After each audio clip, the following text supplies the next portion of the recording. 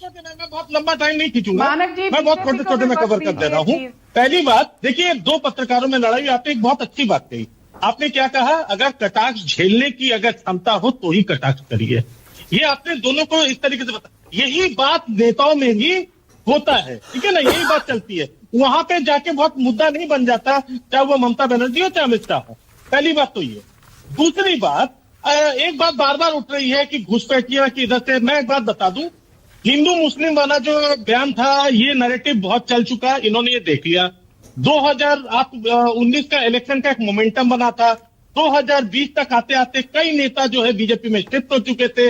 एक narrative set किया गया था कि जब तक इलेक्शन होगा ममता दीदी अकेली रह जाएंगी। 2 मई दीदी गई, वो भी खारिज हुआ। फिर वहां पे बीजेपी का सीट बढ़ा, लेकिन साथ में दीदी का भी सीट बढ़ा, ये था।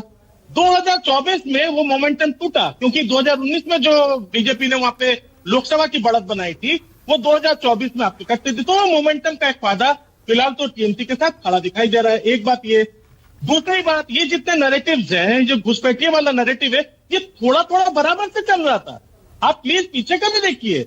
जब 2021 में, मुझे याद नहीं आ रहा है, वो रविंद्रनाथ टैगोर बने उधर से जाते थे, एक बड़े नेता थे, वो जाते थे वहां जाके बात पूछते थे, उस समय भी वो घुसपैठिए की बात करते थे, राइट। तो वो भी उस समय खारिज हुआ था। संदेश खाली, ये खाली, वो खाली, वो तो सब खाली हो चुका साहब, वो काम नहीं आया। 2024 के इलेक्शन में आपने सामने देख लिया। अब बात आती है 2025 के इलेक्शन में। अगर इसी का अगर इनके पास अगर फायदा ना मिले, एकमात्र इनके पास इस समय सबसे बड़ा हथियार है, वो है इलेक्शन कमीशन। बस ठीक है, ओके। संजू वर्मा आपकी बारी, संजू वर्मा। अगर वो नहीं हो, संजू तो वर्मा पता चल जाएगा कि ओके, संजू वर्मा अब रुक जाइए, नहीं जीत पाएंगे। ओके, संजू वर्मा, संजू बोलिए।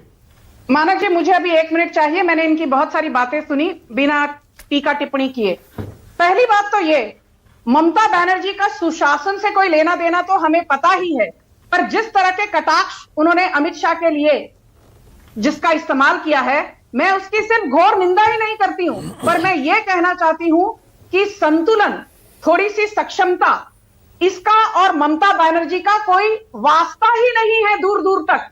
और यदि पत्रकार सतीश के सिंह वरिष्ठ हैं या रिटायर्ड हैं, मैं उस पर नहीं जाऊंगी। पत्रकार सतीश सिंह कहते हैं कि बीजेपी को तो तिल का तार बनाने की आदत है।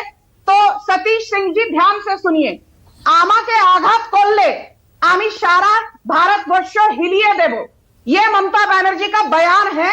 चुनाव आयोग को धमकी देती है कि यदि मुझे छूने की हिम्मत की, मैं पूरे भारतवर्ष में आग लगा देती हूं और आग लगा दूंगी। और सारा का सारा जो इकोसिस्टम है, रिटायर्ड पत्रकारों का भी, वाह जी वाह, वाह जी वाह। 1 मिनट, मैंने आपको बिल्कुल टोका नहीं। मेरा फाइनल पॉइंट यह है, अमित शाह जी ने क्या कहा, दोहराऊंगी आपके दर्शकों के लिए।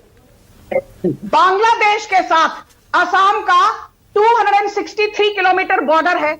घुसपैठिया मुद्दा वहां पर बाय एंड लार्ज खत्म है। मेघालय का 443 किलोमीटर बॉर्डर है बांग्लादेश के साथ, वहां घुसपैठिया मुद्दा बाय एंड लार्ज खत्म है। त्रिपुरा का 856 किलोमीटर बॉर्डर है बांग्लादेश के साथ, वहां घुसपैठिया मुद्दा बाय एंड लार्ज खत्म है। कितने घुसपैठियों को बाहर निकाला, त्रिपुरा से कितना निकाला? शांत हो जाइए मानक जी, अरे भैया शांत। आपने कहा ना सुनने की हिम्मत रखो, बोल लिया, अभी सुनो।